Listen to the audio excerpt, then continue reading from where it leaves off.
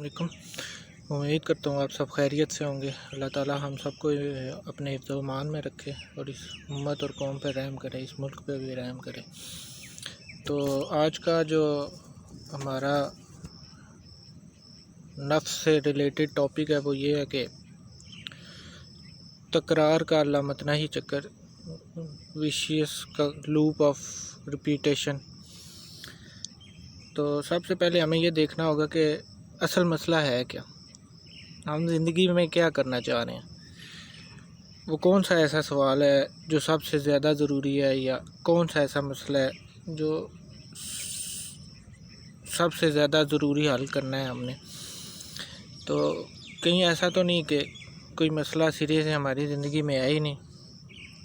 सारे मसाइल जो हैं वो हमारे ख़ुद साख्ते हैं, ख़ुद बनाए हुए हैं।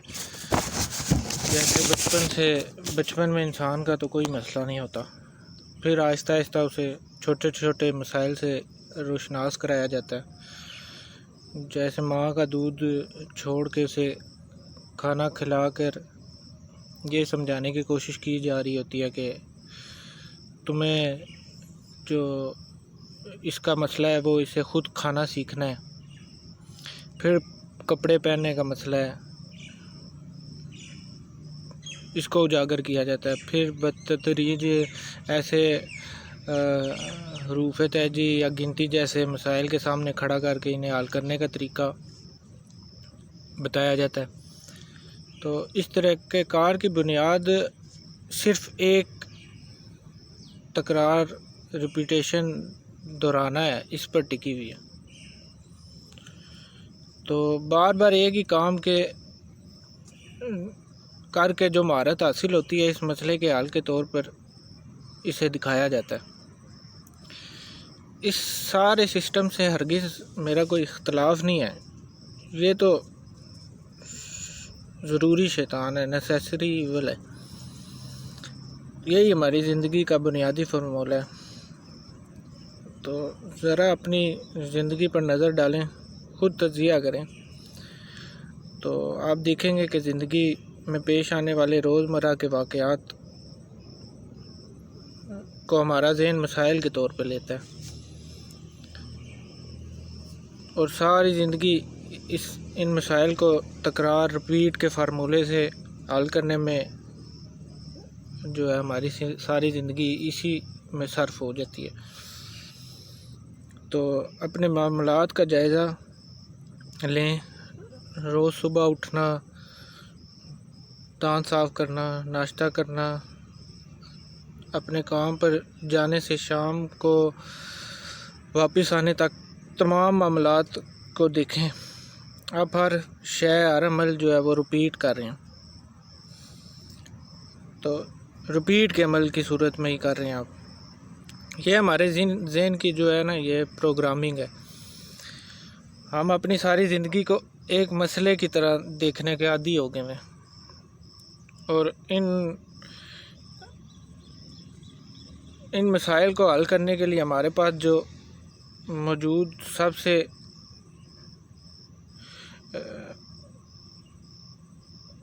सही औज़ार है या टूल है, बचता है जो बाकी, वो अकल है जिस पर सब मुत्तफ़िक हैं। तकरार के साथ साथ हम हर मसले के हल के लिए अपनी अकल को इस्तेमाल करते हैं, क्योंकि इसके सिवा इंसान के पास कोई और रास्ता नहीं है जिससे वो अपनी ज़िंदगी को आगे बढ़ा सके।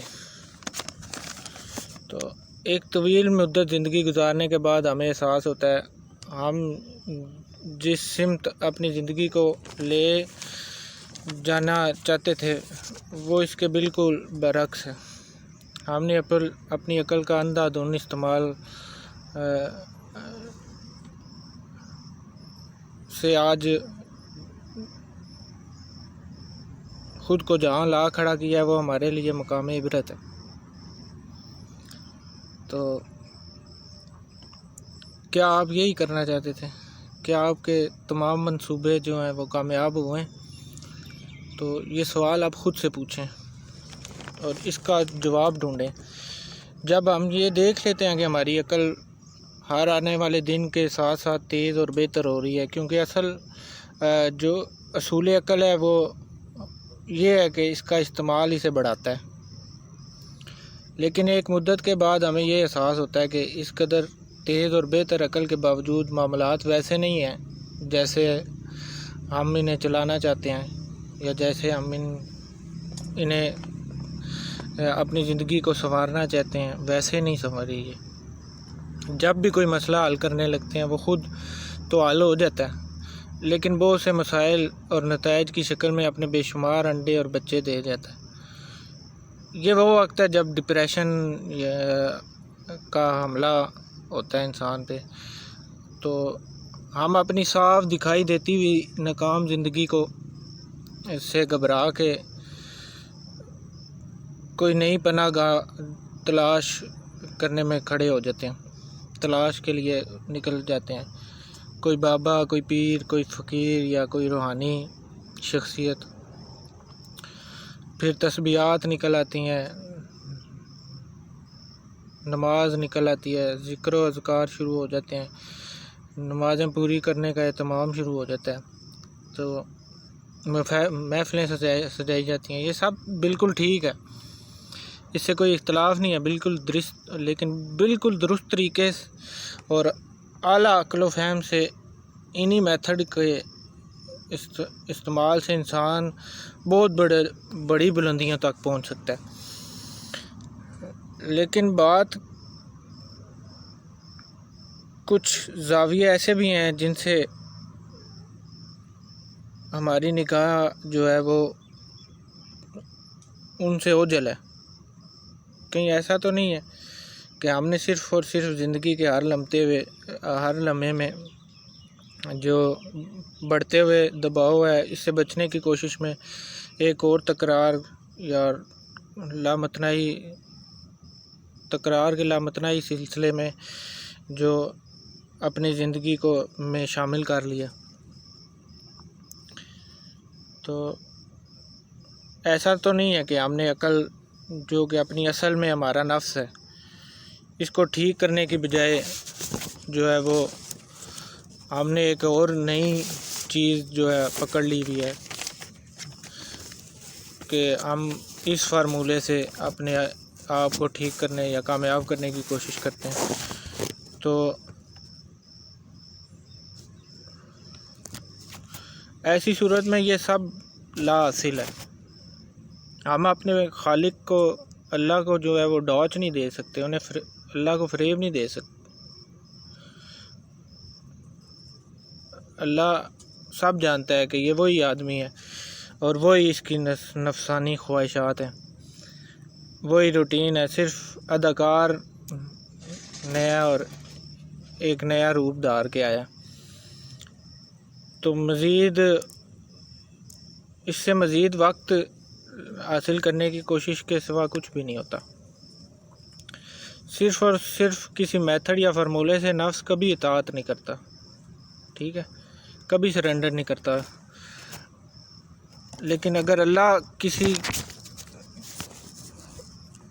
پر اس کی آنکھ کھول دے تو یہ انسان پھر دیکھتا ہے کہ عقل کتنی بڑی شے ہے، ٹھیک ہے۔ اگر اللہ چاہے تو انسان کے اوپر اس کا اپنا عکس جو ہے وہ کھول دینا، تو پھر انسان کو سمجھ آتی ہے کہ عقل کتنی بڑی چیز ہے۔ تو لیکن یہ ناقص حالت میں کسی بھی صورت ہماری رہنمائی کے قابل نہیں ہوتی، کیونکہ یہ محدود عقل ہے، ٹھیک ہے۔ اس میں جس بھی مسئلے کو حل کرنے کی کوشش کریں گے وہ مزید نئی الجھنیں پیدا کرے گا۔ آنے والے دن کے ساتھ یہ شکنجہ جو ہے ہمارے نزدیک تنگ ہوتا جائے گا۔ تو انسان جب جان لیتا ہے کہ عقل آخری ہتھیار ہے، آخری اوزار ہے اس کے پاس، اس کے علاوہ اور کچھ نہیں ہے، تو یہ احساس ہوتا ہے یہ سب تو جال ہے، میں تو اس سے کبھی باہر نہیں نکل سکتا، اپنی چالاکی سے ہرگز نجات نہیں پا سکتا۔ تو جس لمحے یہ احساس ہوتا ہے تو انسان کے ہر لمحہ یا بے چین ہوئی جو ڈیمانڈز ہوتی ہیں نا وہ پرسکون ہو جاتی ہیں، کام ڈاؤن ہو جاتی ہیں، سلب ہو جاتی ہیں، سیزڈ ہو جاتی ہیں۔ یہیں سے پھر انسان کو پہ نئے دریچے ہونے لگتے ہیں، اور صبر عطا ہوتا ہے، شکر عطا ہوتا ہے، اور تقویٰ بھی اسی مقام کی عطا ہے، اور توکل پھر تسبیح ہے، نماز ہے، ذکر ہے، قرآن ہے، اللہ کا رسول ہے، اور اللہ ہے، اور ایک مسلمان جو ہے وہ تیار ہے پھر جو ہے مومن بننے کے سفر پر جانے کے لیے۔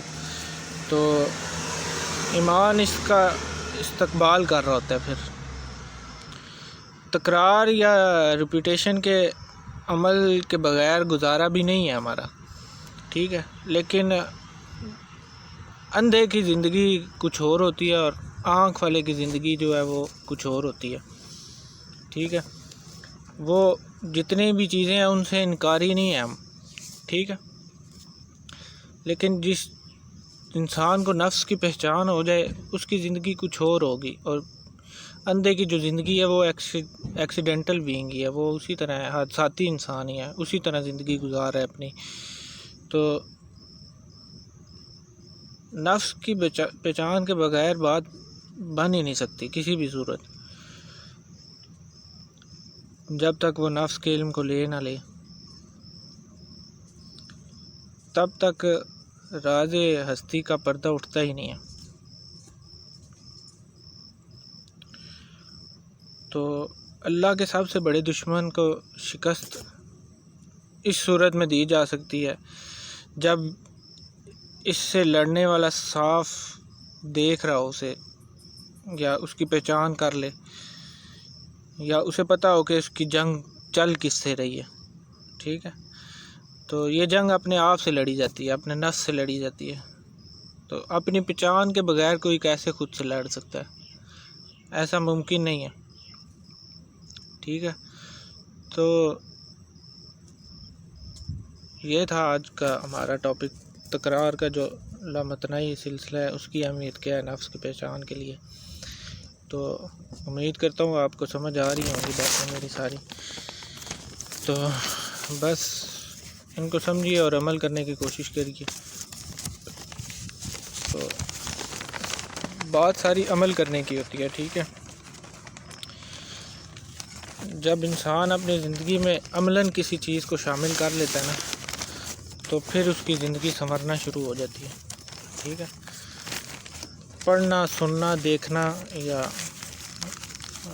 ان چیزوں سے کچھ نہیں ہوتا۔ تو کل جو ہے وہ کسی نے نہیں دیکھی ہوئی، ٹھیک ہے، کہ میں کل کروں گا۔ کل آج تک کسی نے دیکھی ہے تو وہ مجھے بتا دے کہ ہم نے دیکھی ہے کل کبھی بھی نہیں آتی۔ تو جو کرنا ہے وہ آج کرنا ہے، ابھی کرنا ہے، کیونکہ خود جو ہماری زندگی ہے وہ حال میں ہے۔ ہم جو سروائیو کر رہے ہیں، اپنی زندگی کو چلا رہے ہیں، وہ پریزنٹ پوزیشن میں گزار رہے ہیں، ٹھیک ہے۔ تو جن چیزوں پہ ہمارا کنٹرول نہیں ہے، جیسے پاسٹ پہ ہمارا کنٹرول نہیں ہے، فیوچر پہ ہمارا کنٹرول نہیں ہے، تو ان چیزوں کے بارے میں سوچ کے یا پریشان ہو کے تو ذہنی اذیت کے علاوہ کچھ بھی نہیں ہے یہ، ٹھیک ہے۔ تو بہتر زندگی یہی ہے کہ ہم پہلے اپنے نفس کی پہچان کریں اور پھر اس کے مطابق اپنے نفس کی تربیت کر کے تو اپنی زندگی گزاریں۔ تو ہم دیکھیں کہ ہمارے اسلاف یا ہمارے بڑوں کی زندگی کا اصول زندگی کیا تھے، ہمارے نبی صلی اللہ علیہ وسلم کی زندگی کیا تھی، کیا وہ بھی ایسی زندگی گزار کے گئے ہیں دنیا پہ کہ بس کمانا ہے، کھانا ہے، سونا ہے، بس ایسا تو نہیں ہے، ٹھیک ہے۔ تو حضرت علی بھی کی مثال ہم لے لیتے ہیں کہ وہ ایک باغ سے جیسے انگور اتار رہے تھے یا مزدوری کر رہے تھے، تو ان سے کسی نے کہا کہ ابھی آپ زیادہ مزدوری کر سکتے ہیں، تو وہ کہنے لگے کہ نہیں، جو رزق میں نے اکٹھا کر لیا ہے، جو میرے پاس ہے، یہ میرے لیے کافی ہے، اس سے میرا گزارا ہو جائے گا، ٹھیک ہے۔ تو اللہ کے دین میں جو ہے مال اکٹھا کرنا یا ذخیرہ کرنا اس کی ممانعت نہیں ہے، ٹھیک ہے، فیوچر پلاننگ کی کوئی ہمارے دین میں یا شرع میں اس کی پابندی نہیں ہے، لیکن انسان ہے نا وہ لالچی بہت ہے، ٹھیک ہے۔ تو حضرت علی نے کہا کہ میرے لیے یہ کافی ہے، تو کہنے لگے کہ جو حساب دینے والا رزق ہے یا بغیر حساب کے ہے، تو میں دونوں سے ہی پناہ مانگتا ہوں، ٹھیک ہے، مجھے یہی کافی ہے جتنا میرے پاس ہے یا جتنا مجھے اللہ نے دیا۔ تو آپ اپنے ارد گرد جانوروں کی زندگی دیکھ لیں یا پرندوں کی زندگی دیکھیں، جیسے بلے شاہ کا میں بھی خود بھی بہت بڑا فین ہوں، ان کے علاقے سے ہی میرا تعلق بھی ہے۔ تو آپ کو ہر ولی کی زندگی آپ اگر اٹھا کے دیکھیں، جو بڑے بڑے اولیاء کرام ہمارے گزرے ہیں ان کی زندگیاں آپ اٹھا کے دیکھیں، آپ کو پتہ چلے گا کہ کتنی سادہ زندگی انہوں نے گزاری ہے۔ تو کیا وہ اتنے بڑی شخصیت کے مالک تھے جو لوگ، ان کی زندگیاں کیسی تھیں؟ ایسی تھی جیسی ہم گزار رہے ہیں آج؟ تو ایسی نہیں تھی۔ ان کو بھوک نہیں لگتی تھی یا ان کی خواہشات نہیں تھی، سب کچھ ایسا ہی تھا جیسے ہم ہیں آج، بالکل ویسے ہی۔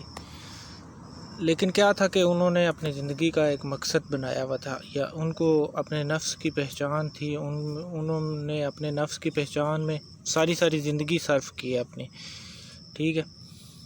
وہ ساری زندگی بھاگتے رہے ہیں اللہ کی تلاش میں۔ تو اللہ ملتا بھی اسے ہی ہے جو اسے تلاش کرتا ہے، ٹھیک ہے۔ یہ نہیں ہوتا کہ آپ گھر میں بیٹھے رہیں اور نماز پڑھتے رہیں یا روٹین سے جیسے زندگی آپ گزار رہے ہیں تو آپ سمجھتے ہیں کہ آپ کو اللہ مل جائے گا، ایسے نہیں ہوتا۔ اللہ ملتا صرف اسی کو ہے پھر جب اسے ڈھونڈتا ہے یا جو اس سے محبت کرتا ہے۔ تو لکیر کے فقیر نہ بنے، بس میں یہ کہتا ہوں، ٹھیک ہے۔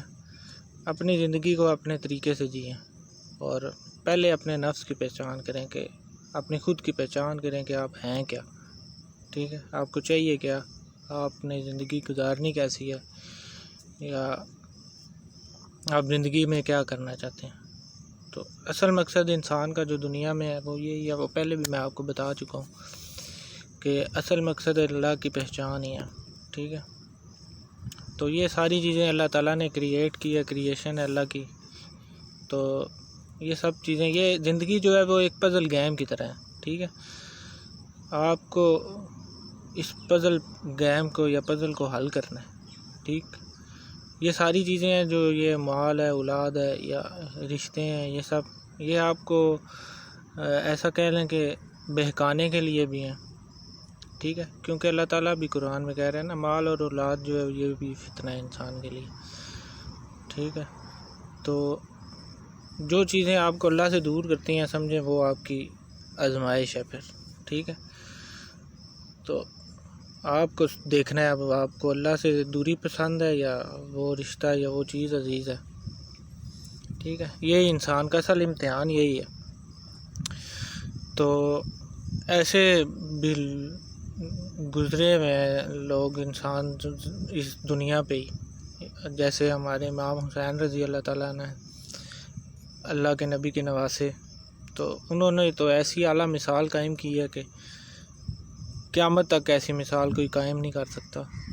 تو جیسے انہوں نے اپنے 6 ماہ کے علی اصغر کو شہید کروا کے اور اللہ کے سامنے پیش کیا، اور آنکھوں سے آنسو تک نہیں نکلے، اور قربان کر کے اللہ سے پوچھا کہ یا اللہ اگر آپ ایسے راضی ہوتے ہو تو پھر یہ لو، میں نے آج اپنا یہ بیٹا بھی آپ کے راستے میں قربان کر دیا۔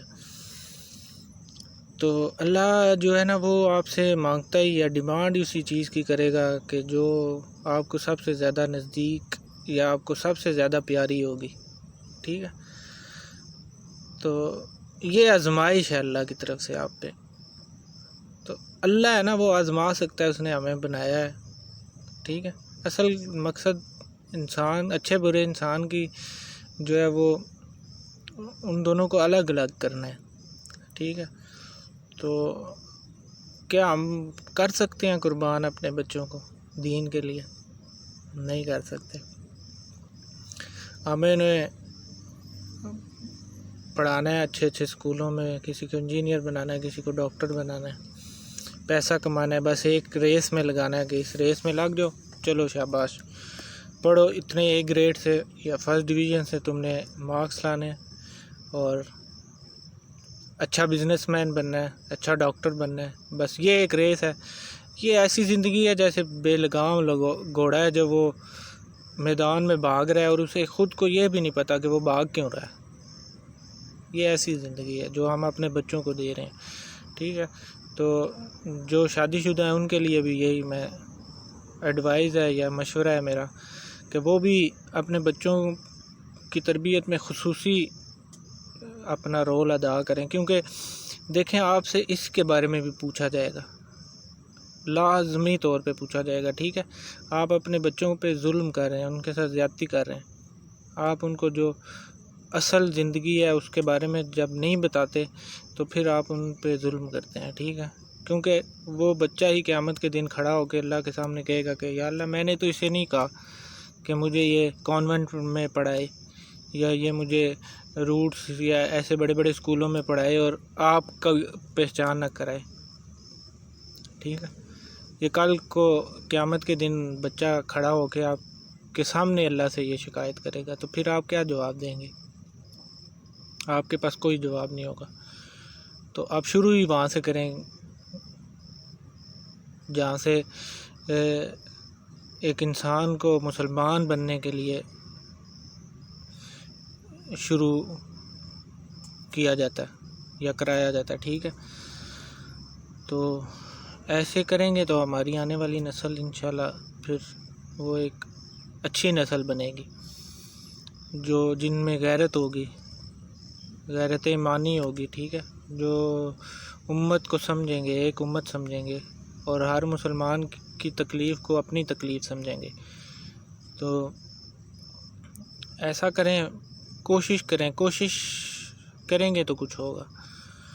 تو خالی سوچنے سے یا سوشل میڈیا پہ یا گھر میں بیڈ روم میں بیٹھ کے ٹی وی دیکھنے سے یا کسی پہ کمنٹ کرنے سے ان چیزوں سے کچھ بھی نہیں ہوتا، ٹھیک ہے؟ مدد اور نصرت اللہ کی آتی ہے، اس میں کوئی شک نہیں ہے، ٹھیک ہے؟ کسی کلمہ گو کو شک نہیں ہونا چاہیے۔ اللہ کی مدد اور نصرت ہو ہی نہیں سکتا کہ انسان پہ نہ آئے، ٹھیک ہے؟ اور فرشتے آج بھی آنے کو تیار ہیں، ٹھیک ہے؟ انسان پہ فرشتے آج بھی اترتے ہیں، یہ نہیں ہے کہ فرشتوں کے آنے دنیا میں آنے کا سلسلہ جو ہے وہ رک گیا۔ فرشتے آج بھی اتریں گے، اللہ کی مدد آج بھی اترے گی، لیکن انسان کو پہلے پہل کرنی ہوگی، ہمیں پہل کرنی ہوگی۔ جب ہم پہل نہیں کریں گے تو پھر فرشتے نہیں اترتے ہوتے۔ آپ یہ کہیں کہ ہم گھر میں بیٹھ کے دم درود کرتے رہیں، نمازیں پڑھتے رہیں اور دنیا فتح ہو جائے، ایسے نہیں ہو سکتا، ٹھیک ہے؟ غزوہ بدر میں بھی جو 313 صحابہ شہید ہوئے، وہ 300 شہید نہیں 300 انہوں نے حصہ لیا، تو فرشتے ان کی مدد کو پہنچے تھے، تو پہل کس نے کی تھی؟ انسان نے کی تھی، فرشتوں نے نہیں کی تھی۔ فرشتے تو ان کی مدد کو آئے تھے، بے شک اس میں کوئی شک نہیں ہے، لیکن پہل انسان نے کی تھی۔ تو انسان کو پہل کرنی ہے، ہمیں دیکھنا ہے کہ ہمیں یہ دنیا چاہیے یا وہ دنیا چاہیے جو اصل دنیا ہے۔ یہ دنیا دھوکہ ہے، ٹھیک ہے؟ یہ ایک آزمائش کی جگہ ہے۔ تو جسم جو ہے وہ اللہ تعالیٰ کی امانت ہے، اس مٹی کی امانت ہے، ٹھیک ہے؟ یہ جسم یہاں ہی رہ جائے گا۔ موت جو ہے وہ اس دنیا سے اس دنیا میں جانے کا ایک ذریعہ ہے۔ موت انسان مرتا نہیں ہے، ڈائیورٹ ہوتا ہے، یہاں سے اس دنیا میں چلا جاتا ہے، ٹھیک ہے؟ موت نہیں آتی انسان کو، اصل میں جو موت ہے وہ اس دنیا کی جانے کا ایک قسم کا ٹکٹ ہے، صحیح ہے؟ تو جیسے اللہ کے نبی نے بھی کہا ہے کہ مومن کے لیے جو موت ہے وہ تحفہ ہے، ٹھیک ہے؟ یہاں پہ میں ایک حضرت بلال رضی اللہ تعالیٰ عنہ کی بات سنا کے آج کا ٹاپک میں کلوز کرتا ہوں کہ حضرت بلال رضی اللہ تعالیٰ عنہ کو حضور صلی اللہ علیہ وسلم سے اتنا عشق تھا یا اتنی ان کی وہ عزت تھی کہ جب آن حضور صلی اللہ علیہ وسلم نے دنیا سے پردہ کیا تو وہ رو رو کے بےحال ہوئے، نڈال ہو گئے، تو وہ مدینہ چھوڑ کے جا رہے تھے۔ تو ابو بکر رضی اللہ تعالیٰ عنہ نے انہیں روکا کہ بلال تم کیوں جا رہے ہو، آگے ہمارے نبی ہم پردہ کر گئے، وہ چلے گئے، تو اب آپ بھی جا رہے ہو ہمیں چھوڑ کے۔ تو حضرت بلال ان سے کہنے لگے کہ کیونکہ ابو بکر رضی اللہ تعالیٰ عنہ نے جو ہے وہ رقم ادا کر کے انہیں آزاد کروایا تھا، تو پھر اللہ کے نبی کو تحفہ دیا تھا۔ تو اللہ کے نبی نے جب پردہ کیا تو وہ یہ حالت ہوئی، وہ جانے لگے تو ابو بکر رضی روکا، تو بلال کہنے لگے کہ آپ نے اگر مجھے اپنے لیے خریدا ہے تو پھر بے شک آپ مجھے روک سکتے ہیں، آپ میرے مالک ہیں، ٹھیک ہے۔ تو اگر آپ نے مجھے اللہ کے نبی کے لیے روکا لایا تھا تو پھر مجھے جانے دیں، میں یہاں نہیں رہ سکتا، جن گلیوں میں میرے محبوب گزرا کرتے تھے یا رہتے تھے میں وہاں پہ نہیں رہ سکتا اکیلا۔ تو کہتے ہیں کہ حضرت بلال کو کبھی بھی اس کے بعد کسی نے مسکراتے ہوئے یا اچھے کپڑے پہنتے ہوئے نہیں دیکھا۔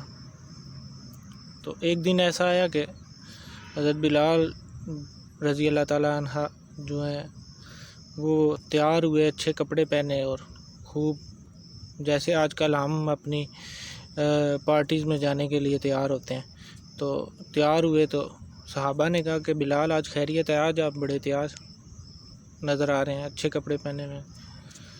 تو بلال رضی اللہ تعالیٰ عنہ مسکرائے اور کہنے لگے کہ آج میری موت کا دن ہے۔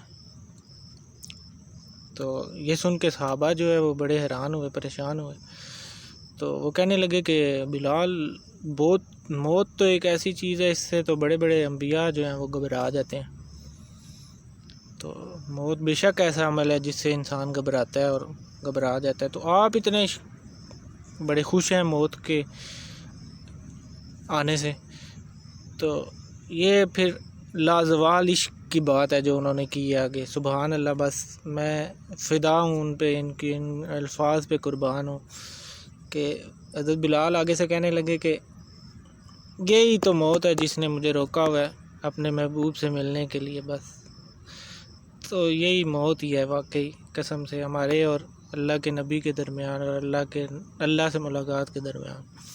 تو جسے جب عشق ہوتا ہے نا، عشق ایسی چیز ہے کہ عشق حقیقی جو ہے، اللہ سے عشق اور اللہ کے نبی سے عشق جو ہے، وہ آپ کو پھر ہر چیز کے ڈر یا فکر سے آزاد کر دیتا ہے، ٹھیک ہے۔ پھر اسے موت کا یا اور کسی چیز کا بھی ڈر رہتا نہیں ہے، کیونکہ پھر اس کی زندگی کا جو مقصد ہوتا ہے وہ پھر اپنے محبوب کو حاصل کرنا ہوتا ہے۔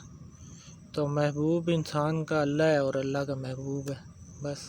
کیونکہ آپ آسمان میں اللہ کی طرف جائیں گے تو وہ آپ کو نبی کا پتہ دے گا، تو آپ نبی کے پاس جائیں گے تو وہ آپ کو اللہ کا پتہ دے گا۔ تو اصل میں نبی کی پاس جانا اللہ کے پاس ہی جانا ہے، اور اللہ کے پاس جانا اصل میں نبی کے پاس جانا ہے، یہ دونوں ایک ہی بات ہے، ٹھیک ہے۔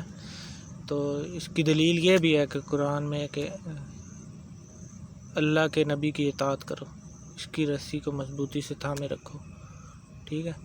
تو اللہ کے نبی کی اطاعت یہی ہے کہ ہم ان کے بتائے ہوئے زندگی کے جو اصول ہیں یا طریقہ کار ہیں ان کی طرح اپنی زندگی گزاریں، اور یہ چھوڑ دیں یہ ساری جو آج کل ہم مال اکٹھا کرنے میں لگے ہوئے ہیں، ان سے کچھ حاصل نہیں ہوگا۔ آپ روزمرہ کی آج کی زندگی میں دیکھیں کہ کتنے لوگ، یہ ابھی سیلاب آیا ہے تو دیکھیں آپ کیسے کیسے شاہ سوار، دیکھیں آپ کیسے کیسے، اس دن میں نے ویڈیوز دیکھی ہیں، وہ کتنے بڑے بڑے ہوٹل جو ہیں پانیوں میں ایسے بہہ گئے ہیں، تو یہ سب کچھ ایسے ہی ادھر ہی رہ جائے گا۔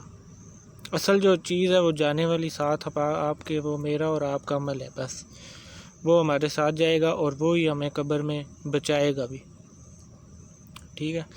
اور